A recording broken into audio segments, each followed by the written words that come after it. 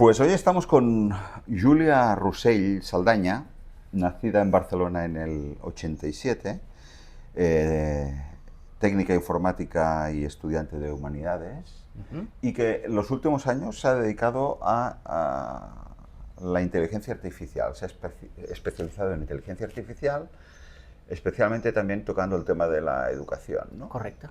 Y en 2026, respecto al momento en el que empezaste a especializarte en IA, ¿en qué crees que ha pasado? Es decir, ¿qué evolución has vivido?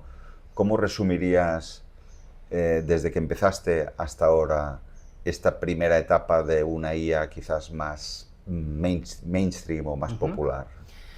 Pues yo veo que a nivel matemático ha evolucionado mucho, a nivel de redes neuronales ha evolucionado aún más. Ahora empezamos lo que se conoce como fase 2 con las IAs agénticas, ¿no? Con los agentes de IA. Pero más allá de eso veo que sigue habiendo poca implementación, que sigue habiendo mucho tópico y que la mayoría de gente aún no conoce el funcionamiento real de dichas inteligencias artificiales. ¿Y en qué falla el conocimiento de la gente? Pues generalmente tiene que ver con los tópicos que hay sobre temas laborales, como del propio funcionamiento. Por ejemplo, con la generación de imágenes, muchas veces piensan que cuando se genera una imagen te va a poner, por ejemplo, la foto de un árbol de, no sé, de un camping. Cuando en realidad, si se ha trabajado con ello a nivel técnico, se sabe que lo que hará es intentar imitar un árbol en referencia a todos los árboles que hayan ingestado en la base de datos. Con lo cual ya es uno de los tópicos que más se ve muchas veces, que tendría más que ver con temas de derechos de autor y mucha cosa que corre. Entonces, ¿crees que la IA generativa se desconoce o es la que tapa la IA auténticamente potente que puede ser la agéntica? Bueno, yo creo que la gente lo que pasa es que tiene un problema de conceptos y generalmente piensa que ChatGPT es la IA y pocas más IAs conocen, porque también son las más famosas, ¿no? Que si Claude, que si Perplexity algunos, que si el DeepSeek, pero nadie conoce Le Chat francés, que ahora ha cambiado el nombre, pero no recuerdo qué nombre tenía ahora. Pero sí, está eclipsando mucho tanto el machine learning, lo que sería el aprendizaje automático, que digamos que es como la IA más tonta, por decirlo así, es un puro algoritmo que tiene una función determinada y no tiene capacidad como de iniciativa.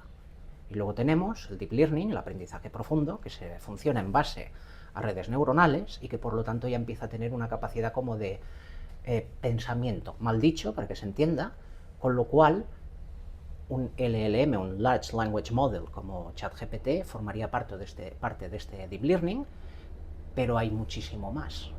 Y eso es lo que yo creo que muchísima gente desconoce. ¿Y es bueno o es malo que la gente se atreva con la IA a pesar de desconocer estas interioridades que tú comentas? Es decir, que vivamos un momento en el que la gente se está lanzando a la piscina para usarla a pesar de no saber bien qué está usando. Bueno, yo creo que hay un problema muy grande con ello y es más que nada que se le puede dar un mal uso. Es decir, la mayoría de gente que utiliza sistemas como ChatGPT muchas veces hace lo mismo que ha hecho con Google durante muchos años, que es el primer resultado lo doy por bueno y no piensa ni en iterar ni en buscar qué fallo puede tener la respuesta. Hay que aprender a hacer lo que se conoce como un buen prompt, una buena instrucción, e irlo mejorando para obtener el mejor resultado posible a través de estas iteraciones. Y mucha gente, por desgracia, no llega a este nivel y eso puede dar problemas. A mí como educadora me pasa de alumnos que he tenido, hablo de adultos, que hacían eso. Es decir, primer prompt y aprendizaje cero. Y dices, no, esto así no funciona. Y menos en un curso de inteligencia artificial. ¿Y cómo funciona? Si tuvieras que dar algunos consejos. Pues lo primero de todo, hay que definir un objetivo, es lo que más nos interesa, qué tono queremos y ser lo más concretos posibles, sin pasarnos, claro. No es lo mismo pedir una redacción, decir, hazme una redacción sobre el cambio climático, que puede salir cualquier cosa, que decir, hazme una redacción sobre el cambio climático a un nivel de segundo de bachillerato de la LOMLOE, utilizando términos técnicos y poniéndome las referencias oportunas de dónde ha sacado dicha información y que tenga un máximo de una página DIN A4. La diferencia de las instrucciones. O sea que en el fondo hay que saber mandar. Bueno, hay que saber explicarse. pero también mandar, porque a veces hay que insistirle, ¿no? Es decir, es saber explicarse a la hora de dar la orden, Ujú. pero también tener muy claro que le exiges, ¿no? Y hasta qué punto le puedes sacar provecho. Ujú. Visto así, es posible. Sí, sí. Eso también depende del tratamiento que le demos, ¿no? Hubo una temporada que se decía que no se le diera las gracias, que no se le dijera por favor, cuando en realidad lo que hacen estos modelos es intentar adaptar su respuesta en base a lo que se les dice. Por lo tanto, si nosotros los humanos queremos que se responda de una manera determinada, incluso en conversaciones normales, creo que lo correcto es precisamente hablarle a un modelo grande de lenguaje como queremos que nos hable una persona, porque también la respuesta estará mucho más condicionada, incluso muchas veces por la emotividad que ponemos en el prompt. O sea que tú sigues defendiendo que hay que ser educado con la IA y no Claro, despótico, ¿no? exacto, que es lo mismo que pasa muchas veces con, y lo vemos cada vez más, con sistemas como Siri o el Google Assistant, que la gente se ha acostumbrado tanto a dar la orden, que muchas veces en sus interacciones corrientes con otras personas sigue el mismo esquema. Por lo tanto, si por mí fuera, haría que tanto Siri como todos estos asistentes se les tuviera que decir las cosas bien. ¿Por qué?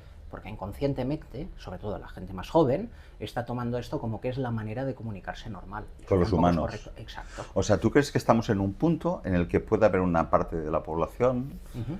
no sé si gente joven o usuarios muy intensivos, Ujú. que le empiecen a hablar a los humanos como le están hablando mal a las máquinas? Correcto. ¿Y esto tiene un fenómeno? ¿Se ha detectado o es una...? Hay estudios, sobre todo psicológicos y sociológicos, ahora no podría citarte muchos, bueno, creo que no te podría citar ninguno en realidad, pero podéis encontrar bastante cosa, tanto en ResearchGate, en la que se nota que incluso el vocabulario está cambiando, y por otro lado también está pasando que mucha gente, de hablar con las IAs y refinar los prompts, han mejorado su capacidad de expresividad. Y por otra parte, hay gente que defiende la tesis de que si le hablas a la máquina como a un humano con un excesivo afecto o apego, Ujú. puedes confundir que estás hablando con una máquina y no con un humano. Entonces, también hay este riesgo, ¿no? El de humanizar a la máquina o el Exacto, de... totalmente, porque además el ser humano tiene costumbre de generar afecto incluso por objetos, es algo histórico. Otros animales, luego ya sabemos las consecuencias, pero dejaremos el humor aparte. Con lo cual es fácil que para muchos seres humanos tengan este momento, muchas veces, de filiación emocional con objetos inanimados, o en este caso con una IA. ¿Por qué? Porque además es posiblemente lo único que le pasa a muchísima gente, que es el que le da las respuestas que necesita, con lo cual es normal que inconscientemente genere este vínculo. La idea de que la IA siempre te da la razón y de que te hace la pelota y de que es muy complaciente, ¿es vigente en 2026 o crees que esto era más al principio, que era una IA, sobre todo los grandes chatbots más populares como ChatGPT, una IA excesivamente Complaciente. complaciente, pero también de unas formas empalagosas, ¿no? Incluso que era poco creíble, ¿no? Eh, ¿Crees que esto sigue siendo así o...? Ha mejorado bastante, pero aún así hay que pensar que la mayoría de estos modelos precisamente lo que buscan es generar más interacciones, recabar el máximo de datos posibles muchas veces, sobre todo cuando no hay suscripción, es decir, es la versión gratuita, con lo cual el hecho de maximizar interacciones facilita que haya una recogida de datos, con lo cual puede ampliar esa base de datos para luego poder aplicarlo en otros tipos de conversación. Por lo tanto, es normal que igualmente estén programadas hasta cierto punto para ser complacientes. Es más, ha habido muchísimos casos de gente, incluso de pago, que decía, con perdón, burradas y la IA le daba la razón. Esto se ha ido refinando hasta cierto punto, pero también es mucho cómo la IA detecta a través del vocabulario y la emoción de la persona, que eso es detectable a través de la escritura, qué puede necesitar. Con lo cual intentan adaptarse a este registro. Si a una IA de este tipo, una de las instrucciones que le damos es yo prefiero que me hagas daño, pero que seas sincera, la mayoría de IAs van a respetar esto. Por lo tanto, también es importante saber qué es lo que queremos nosotros en una comunicación. O sea que tú en las instrucciones, en el prompt, sugieres que se le pida explícitamente que no caiga en este sesgo de complacencia, ¿no? Si se puede decir de alguna manera, Claro. de satisfacer al humano que está iterando, ¿no? Correcto. También otra manera es asignarle un rol. Lo típico que se le dice, ¿no? Actúa como un desarrollador de software o Substack o Full Stack Development y mírame este código. Ya lo va a hacer con ese rol para decir qué errores tiene, etcétera, con lo cual ya pasa un poco más del tema emocional. ¿Y tú te has especializado en el tema de la educación en tanto que estás dando clases para que la gente sepa usar la IA o en cómo la IA va a afectar al mundo de la enseñanza y de la educación tal y como la entendemos hasta el día de hoy? Yo toco un poco de todo. Desde formar a gente que tiene que formar con IA, desde técnicos que requieren saber cómo son las entrañas de la IA, como dar las instrucciones y conocimientos necesarios para usarla bien en temas sectoriales. ¿Y tu experiencia cuál es? ¿Que hay gente que empieza recelosa y desconfiada y se engancha a la IA o no hay enamoramiento con la IA? Hay de todo.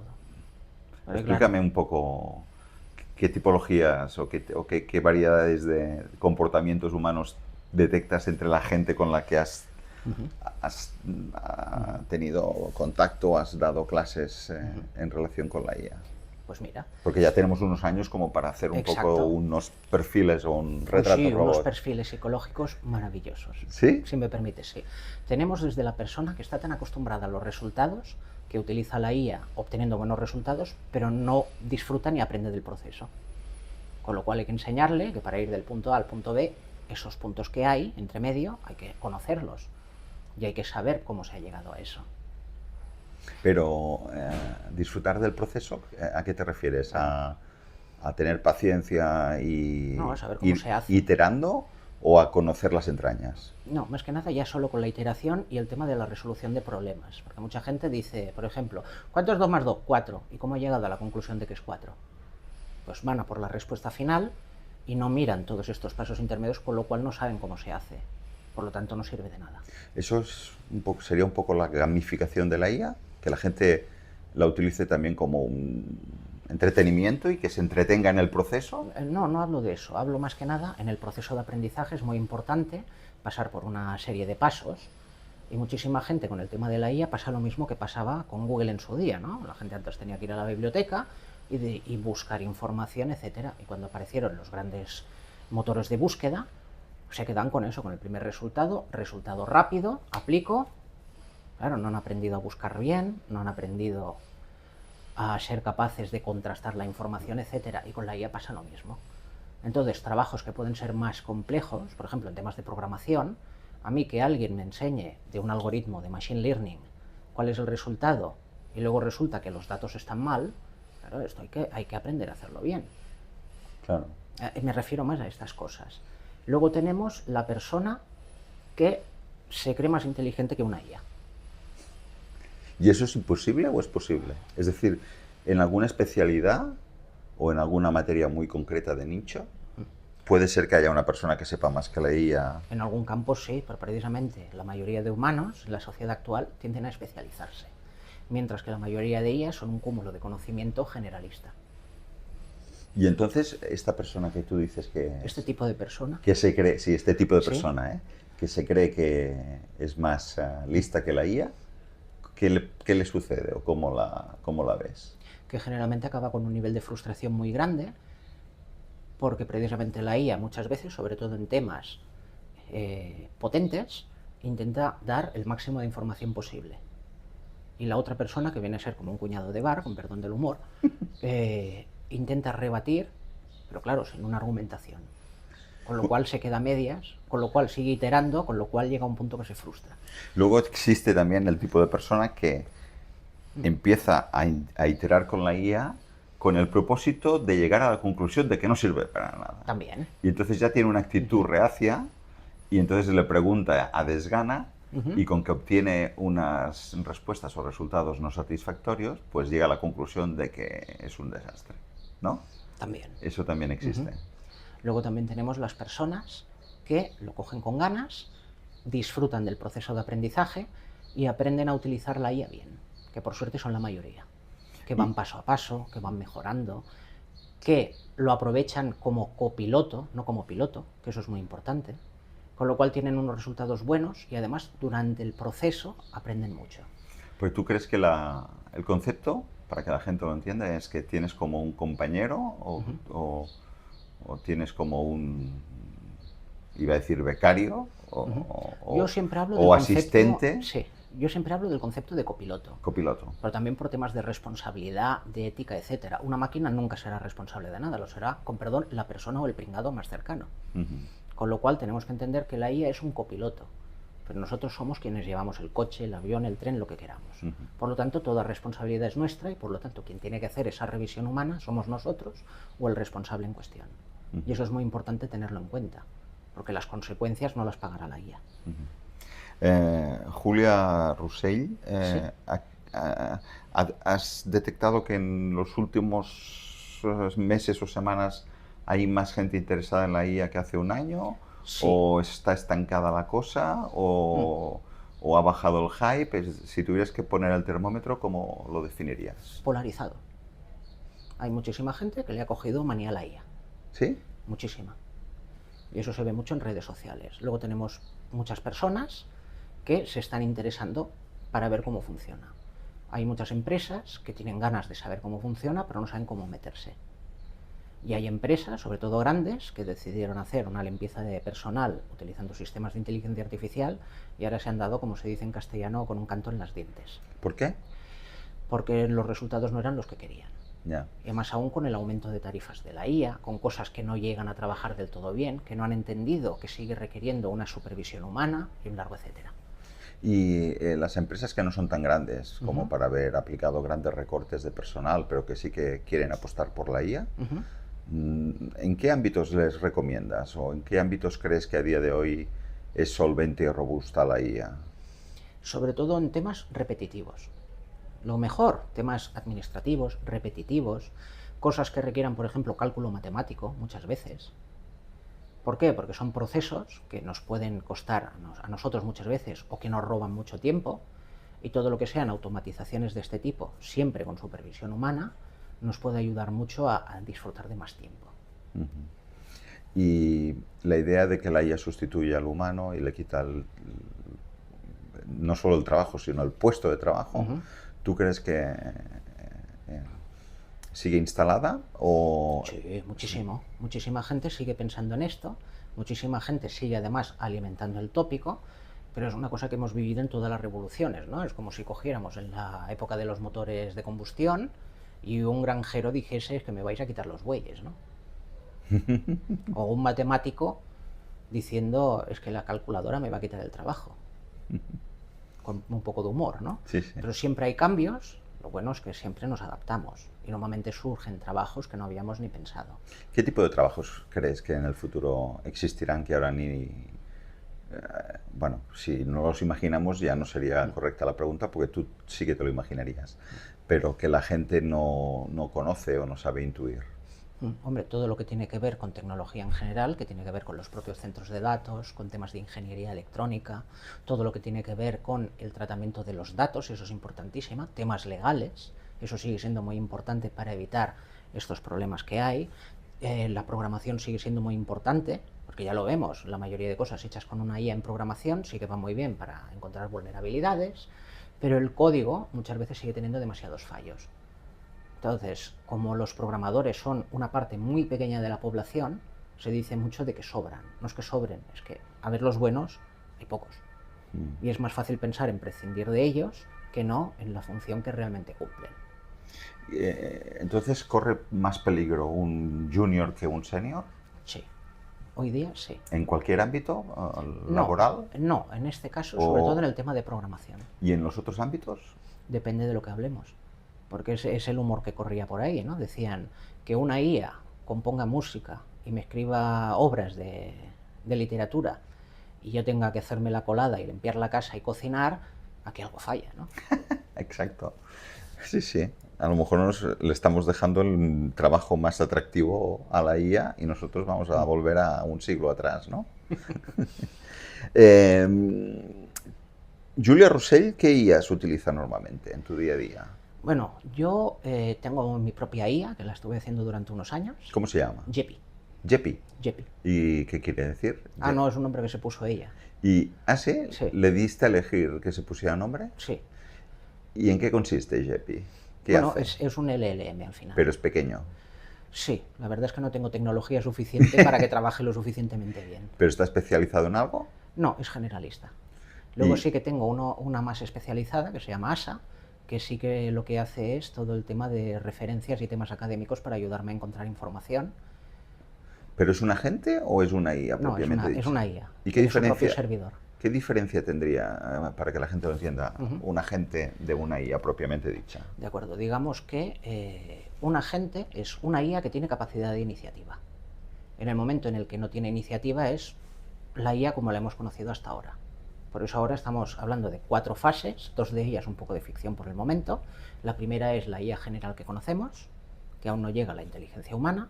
La fase 2 es cuando aparecen estos agentes, que por fin la IA empieza a tener iniciativa, que solo podéis probar si tenéis suscripciones de la mayoría de IAs, que hay el modo agente, que es el que le permite, por ejemplo, hazme un informe de la página web X, y vemos que va razonando lo que tiene que hacer para hacer el informe. Eso indica que es un agente, porque está teniendo iniciativa para determinar qué es lo que tiene que hacer en dicha página web para redactar el informe. Nosotros no le hemos dado más instrucción que hazme un informe de esta página web. Y aparte de Jeppy y ASA, ¿tienes otras IAs propias? Bueno, estoy en proceso de hacer una para temas de traducción. ¿Pero son gratuitas o son de pago o son gratuitas. Hombre, son open source y son modelos propios, esa es la gracia. O sea, lo haces para consumo propio. Para el consumo propio, pero abierto a todo el mundo. Bueno, aún no. Vale. Cuando funcionen mejor me lo pienso. Pero sí que la última que estoy haciendo, que se llama Fractalis, al final lo he hecho basándome en un modelo de Oyama, bueno, utilizando Oyama y utilizando el modelo Salamandra y el modelo chino Qwen3B, por temas de potencia informática, por ahora. Una servidora no tiene mucho presupuesto, tiene que adaptarse. Pero la idea es que este sistema pueda ayudar en temas de traducción y que a nivel digital, cultural, ayude al catalán. Pero eso solo lo puedes hacer tú porque eres técnica informática, pero una persona que, como yo, que somos de letras, no lo podemos llegar a desarrollar, a pesar de que Claude y otras IAs dicen que te ayudan a programar, ¿no? O códex de OpenAI. Es decir, ese nivel de especialización solo lo puede hacer una persona como tú, que es técnica informática. Hoy día no. Hoy día tiene soluciones como LM Studio, MSTI, MISTI, entre otros, el propio Oyama, que te permiten instalar modelos open source y trabajar con ellos para hacer más o menos lo mismo que con ChatGPT, siempre con las limitaciones de tu hardware porque se ejecutan en local. Con lo cual tú lo que haces es entrenar un modelo en local con los datos que tú le des, haciendo las iteraciones y la configuración necesaria que tú necesites, con lo cual ya lo estarías haciendo.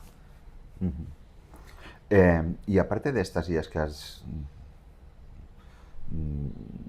desarrollado tú, que has armado tú, de las que todo el mundo conoce, de las más populares, ¿cuáles utilizas o cuáles te gustan más? Pues mira, depende para qué. ChatGPT me va muy bien para temas generalistas. Necesito hacer una imagen o pensar en alguna cosa muy concreta, me va muy bien para darle un punto de vista general o para recabar según qué información. Si quiero algo más potente y más fiable a nivel de información, me va muy bien Perplexity. Si quiero algo de escritura muy compleja o revisión de código a lo bestia, Claude está muy bien. Si quiero ir a saco, me va muy bien DeepSeek. ¿A saco por rapidez? Porque no tiene memoria entre sesiones, pero estructura su pensamiento, por decirlo así, de una manera que es muy eficiente. La típica pregunta, como tú eres barcelonesa, ¿no? Y europea, ¿qué hacemos en Europa? ¿Qué papel juega Europa en el tablero global de la IA, en esta batalla geoestratégica entre Estados Unidos y la China? Y nosotros aquí regulando por encima de nuestras posibilidades. ¿Tú qué tesis defiendes? Que tenemos un problema gordo. Tenemos un problema gordo porque además de Lechat, que ahora le han cambiado el nombre, es de Mistral, es francesa, hay muy poca cosa de aquí. Sí que hay intentos de modificación de modelos de terceros, todos open source, pero no está viendo, digamos que no está viendo buena inversión ni buen desarrollo a nivel europeo. Y en el caso español, ¿crees que el gobierno de España... Antes has comentado que una de tus IAs se dedica o se dedicará al tema o se dedica al tema del catalán.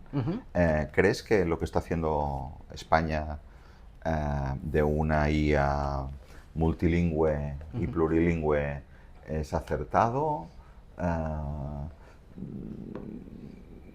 Lo que has podido seguir o lo que sabes, ¿cómo juzgarías la labor de este ejecutivo en materia de IA? ¿Puedo ser extremadamente sincera?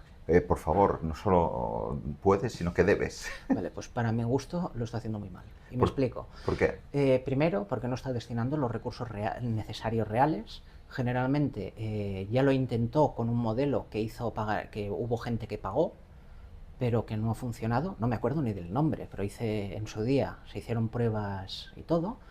Y era un modelo que era lento, la web no funcionaba del todo bien. Y decimos, si este es el nivel de desarrollo de I+D en tema de la IA a nivel español, ¿Pero de qué año hablas? pues del año pasado. Vale. ¿Y ahora? Y ahora he dejado de mirar. Porque ya... Le digo, me espero dentro de unos años para no frustrarme más. Ya, o sea que tú crees que lo que se ha hecho ha sido decepcionante hasta la fecha, ¿no? Para mi gusto, sí. Y el tema de las gigafactorías y... Los centros de datos. Y todo Sí, esto. centros de datos, el de Moralanova que quieren hacer, y esta inversión es ridículo en comparación con la inversión de otros países y con la inversión del promedio europeo, o crees que está bien? Es que depende, porque además tenemos el mismo problema que las placas solares, y depende cómo, hasta con algunos molinos eólicos, y es toda la destrucción de paisajística, de temas del sector primario, etcétera, que provocan. Y en el caso de los centros de datos, incluso de uso de agua potable, sobre todo. Entonces, por ejemplo, ahora en China han hecho una locura, que es instalar los centros de datos en el mar, con el cual ya utilizan el agua para refrigerar. Que eso puede tener consecuencias, sí, pero quizás es una buena solución. Entonces, ¿tú qué harías si fueras presidenta del gobierno?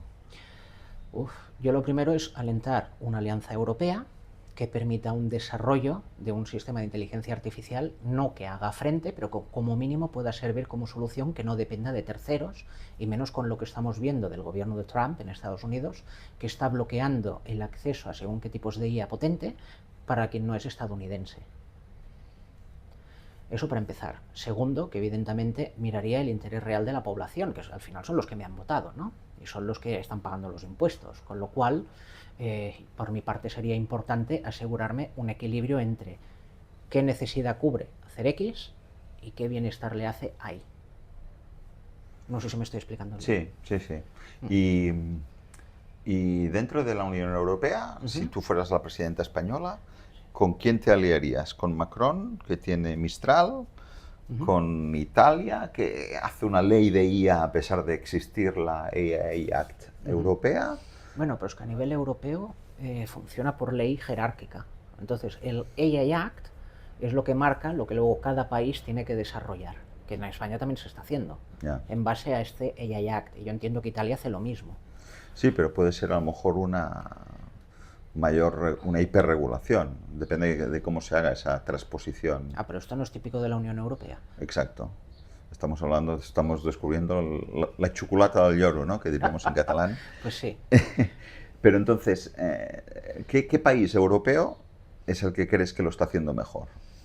Ahora mismo, que pueda destacar en tema de IA, desarrolladores libres alemanes. ¿Sí? Sí. Dentro de la Unión Europea. ¿Por qué? Explica un poco. Bueno, también ayuda mucho la mentalidad, tema de ingeniería, tema de herencia de open source, que hace mucho, y temas de voluntariado social, que es una cosa que en la mentalidad germana es bastante potente. ¿Hay una conciencia? Sí. ¿Que es una conciencia cívica o es una Sobre todo. Y hace años, en los orígenes de Internet, surgió el Partido Pirata, ¿no? Que era un partido como muy nacido de Internet y en relación con los derechos digitales, de la red, que no hubiera una brecha digital, etc. ¿Te imaginas un partido que tenga como único foco o como principal foco de preocupación cómo se aborda el tema de la inteligencia artificial, un partido pirata de la IA. Me lo puedo imaginar, pero que sea factible no lo sé. ¿Y te gustaría que existiera ese partido? Depende de qué más haga, porque a mí no me preocupa solo el tema de la IA. Ya, ya. Pero desde la posición europea, ¿qué nos conviene más? ¿Lo que está haciendo Donald Trump con estos conflictos que tiene con Anthropic para cerrar Temas de soberanía digital. de soberanía, mitos, OpenAI, sí. el uso progubernamental o militar de la IA, de una IA que se acerca a la AGI? Es decir, en este punto, el simple hecho de que alguien tuviera discursos sobre la IA ya sería mucho, ¿no? Sí, hombre, sería una mejora. Lo que pasa es que yo he de decir que a mí me gusta más el modelo chino, que precisamente libera muchos modelos utilizables por la población en general, cosa que tiene mérito. ¿Pero son modelos más pequeños y económicos? Hay de todo, pero a niveles que dan miedo, incluso de generación de imagen, generación de vídeo, temas complejos, temas especializados en física, temas académicos, de todo. ¿Y qué es lo que te seduce de la China? De China. Bueno, aparte de la comida, menos los insectos. No, la manera de cómo están haciendo, que ya lo llevan haciendo mucho tiempo, en el tema de mejorar temas tecnológicos. Tienen esta capacidad muchas veces de liberalizar estos sectores. También lo han hecho incluso en tema médico. Pero es como una contradicción. Hay un gobierno que es comunista, que libera modelos, y un gobierno que es capitalista, ultracapitalista, que cierra modelos de empresas y compañías privadas. Bueno, pero Trump está cumpliendo lo que dijo, ¿no? Sí. Hacer Estados Unidos grande otra vez. Sí. Por lo tanto, es todo por Estados Unidos. Él está cumpliendo. Ya.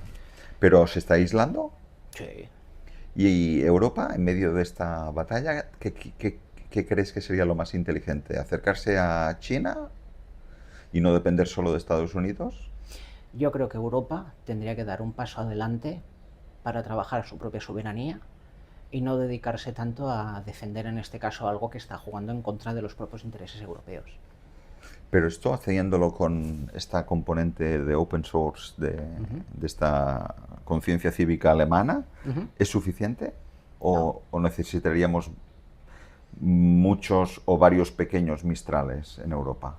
Yo creo que necesitamos varios modelos de aquí. Aunque eso suponga aliarnos con compañías como Microsoft. Yo intentaría reducir la dependencia de empresas estadounidenses, que ya se ha demostrado que da muchos problemas, tanto a nivel económico, financiero, tecnológico, alimenticio, entre otras cosas. Ya. Porque las regulaciones son muy diferentes. Bueno, pues Julia, no sé si quieres añadir alguna cosa más de tu actividad o de tus proyectos, o si tienes alguna cosa más que nos puedas explicar. Bueno, yo solo darte las gracias por tu tiempo. No, a ti por recibirnos y por compartir esta experiencia que llevas acumulada. ¿Desde cuándo empezaste? ¿En qué año empezaste a moverte con el tema Con el tema de de la IA, pues yo diría que antes de 2020, pero el momento más fuerte fue a nivel personal en 2023-2024. O sea que, si me permites la expresión y con muchas comillas, si es antes del 2020, ya eras una friki, porque en aquella época no era tan popular, ¿no? No, no lo era. ¿Y en qué momento decidiste orientar tu carrera profesional hacia este ámbito?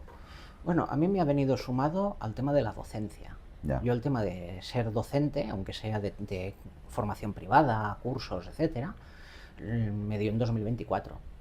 Pero como ya tenía todo el bagaje técnico de más de 10 años de experiencia en informática y muchas otras cosas, tengo mucha facilidad para la tecnología, más todo lo que hago de tema de letras, que también me gusta mucho, pues vio en la docencia como su máximo exponente. El poder transmitir el conocimiento, guiar, ayudar, a veces dar un golpe sobre la mesa, que también. A la gente que te quiera seguir, ¿dónde te puede seguir? ¿Dónde estás presente? Con que me busquen en Google yo creo que saldrán muchas cosas ya. Es la ventaja. ¿Pero hay algún canal, alguna red o algún...? Estoy en Facebook, en Twitter, en Instagram, bueno, en casi todas, en Shishuaya.